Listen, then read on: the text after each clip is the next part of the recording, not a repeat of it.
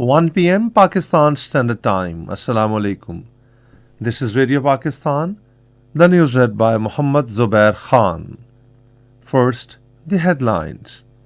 Second round of 4-day Pakistan-US mid-level defense dialogue begins in Washington today. World Radio Day is being observed today to highlight importance of radio as a key medium of information, education and entertainment. Death toll from deadly earthquake in Turkey and Syria has risen to above 33,000. The 8th edition of Pakistan Super League starts at Multan this evening. And now the news in detail. The second round of 4-day Pakistan-US mid-level defense dialogue begins in Washington today. The first round of the dialogue was held in Pakistan in January 2021.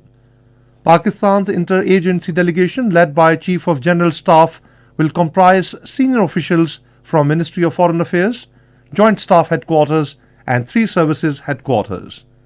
The US multi-agency team will be represented by the Office of Under-Secretary of Defense. Issues of bilateral defense and security cooperation will be discussed during the defense dialogue. Governor Punjab Balighur Rahman has stressed the need to promote joint business ventures between Pakistan and Sri Lanka.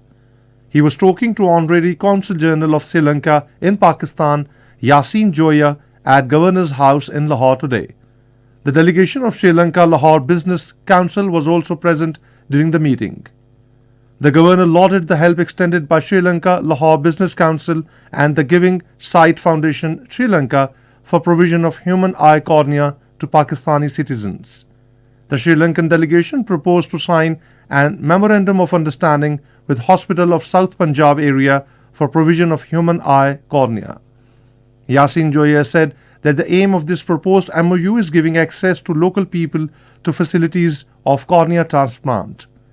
The Punjab governor appreciated the proposal and assured his support for its implementation.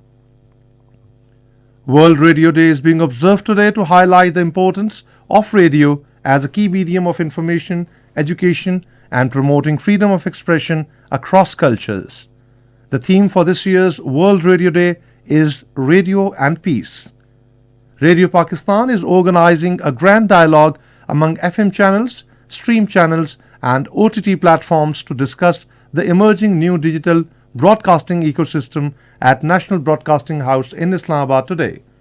The dialogue will help shape new opportunities for the broadcasters and listeners to cope with the challenging role and scope of broadcasting industry. The dialogue is aimed at communication, collaboration, cooperation, and critical thinking for development and effectiveness of broadcasting media in the country. Radio is an important source of mass communication in the present era, which remains vital during war, peace, catastrophe, and pandemic. In Indian illegally occupied Jammu and Kashmir, complete shutdown will be observed on Wednesday against the fascist Modi-led BJP regime to deprive Kashmiris of their properties on various pretexts.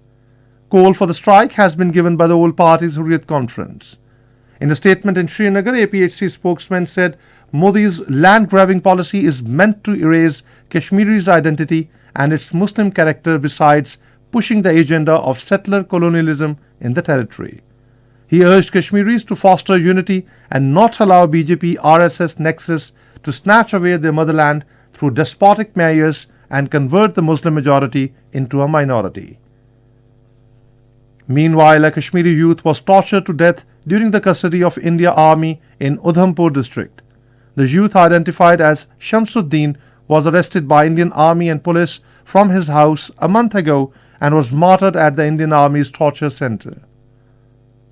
Israel fighter jets carried out airstrikes on Hamas offices and residential areas in Gaza today. Following the Israeli strikes, air raid sirens sounded in communities near the Gaza border. There were no reports of casualties in Gaza. The Palestinian Red Crescent said one person was killed in a pre-dawn Israeli army raid in Nablus in the northern West Bank. The death toll from deadly earthquake in Turkey and Syria has risen to more than 33,000. At least 29,605 people have died in Turkey, while more than 3,500 have been killed in Syria. Rescue teams are continuing their efforts to find survivors from the rubble a week after the earthquakes devastated both the countries. The 8th edition of Pakistan Super League begins at Multan this evening.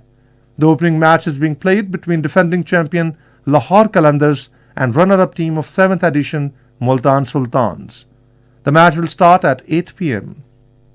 And that is the end of the news. For more news and analysis, log on to our website radio.gov.pk and also watch live video streaming of our bulletins on the link facebook.com/Radio Pakistan News Official.